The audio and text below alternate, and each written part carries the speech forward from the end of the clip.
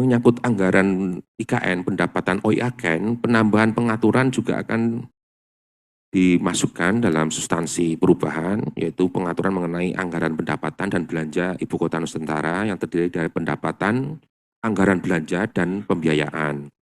Di mana pendapatan Ibu Kota Nusantara, komponennya adalah pendapatan asli IKN, di sana ada pajak khusus, ada pengunduran khusus, yang mutatis mutandis sebenarnya sama dengan pendapatan yang sekarang ada existing dalam pemerintahan daerah. Kemudian ada pendapatan transfer, kemudian ada juga komponen yang lainnya adalah pendapatan lain-lain yang sah.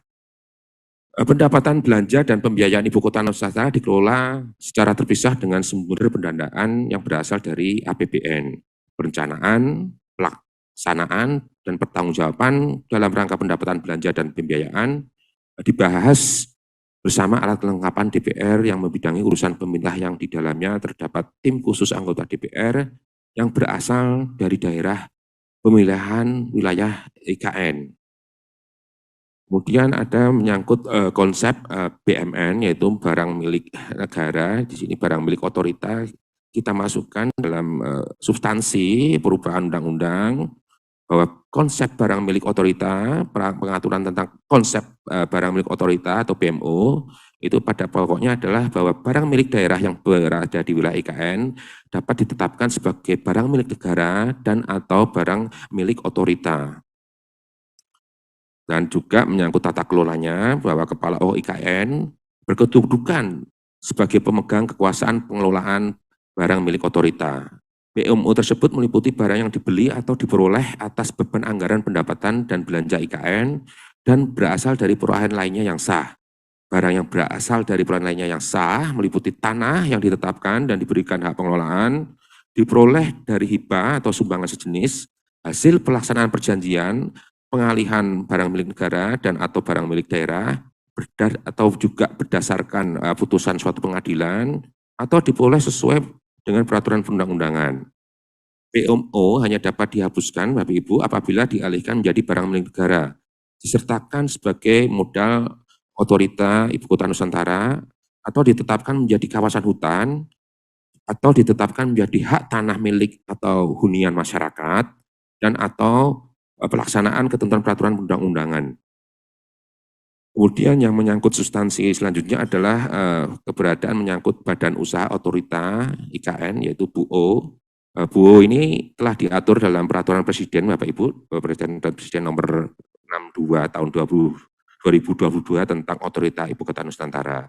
Bahwa bentuk BUO diantaranya adalah badan usaha milik negara, kemudian badan usaha milik otorita IKN sendiri atau BUMO, yang sumber modalnya terdiri atas penyertaan modal OIKN, pinjaman, hibah, dan sumber modal lainnya.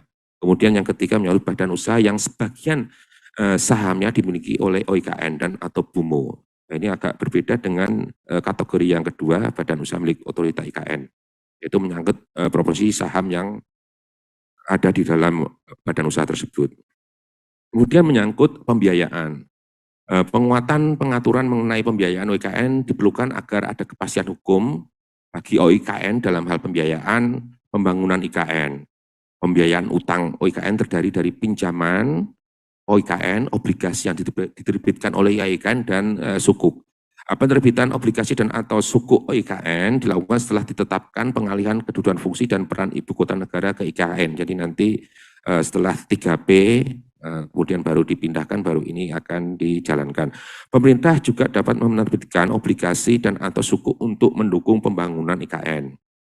Kemudian juga ada pembiayaan dari pinjaman OIKN yang bersumber dari pemerintah atau dari pemerintah daerah lain, lembaga keuangan bank, non-bank, dan masyarakat.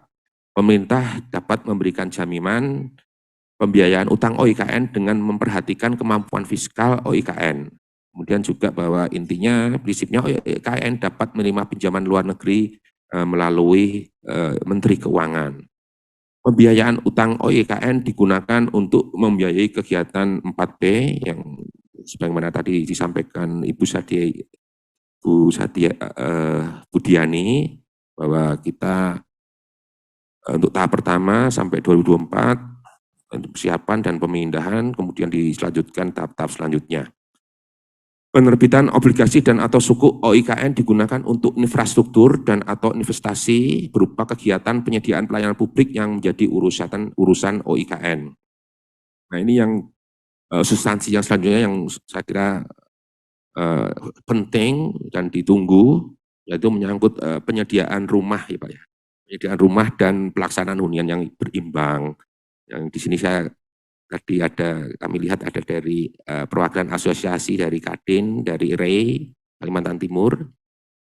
Penyediaan perumahan menambah pengaturan mengenai penyediaan perumahan dengan ketentuan sebagai berikut, yaitu yang pertama menyangkut bahwa penyediaan perumahan dilaksanakan dengan memperhatikan karakteristik wilayah dan penduduk. Kedua, tanah yang diperoleh oleh masyarakat dan dimanfaatkan sebagai hunian perumahan dapat diberikan hak atas tanah berupa hak milik.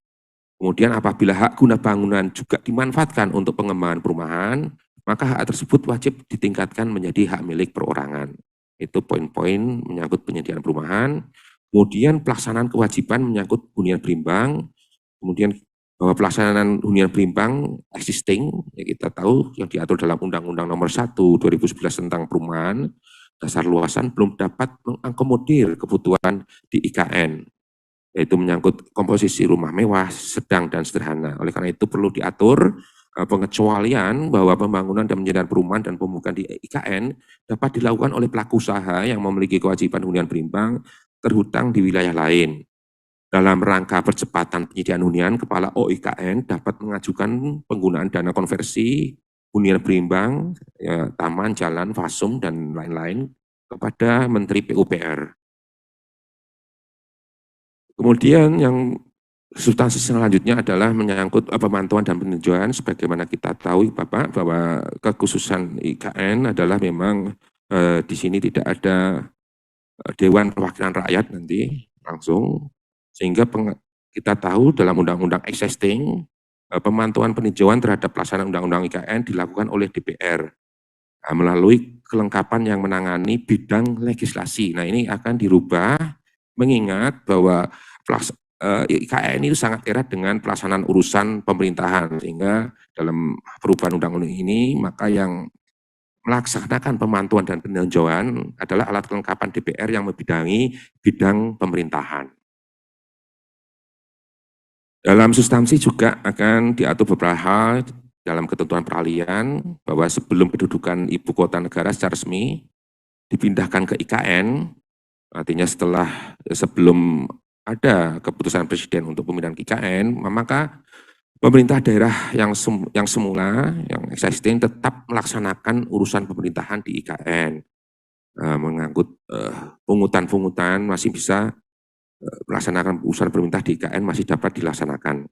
Kemudian kewenangan dan perizinan terkait kegiatan persiapan pembangunan dan pemindahan ibu kota negara menjadi kewenangan otorita IKN. Jadi kecuali menyangkut perizinan, ini memang dikecualikan, harus tetap menjadi kewenangan otorita IKN, dalam ini keputusan Kepala Otorita IKN.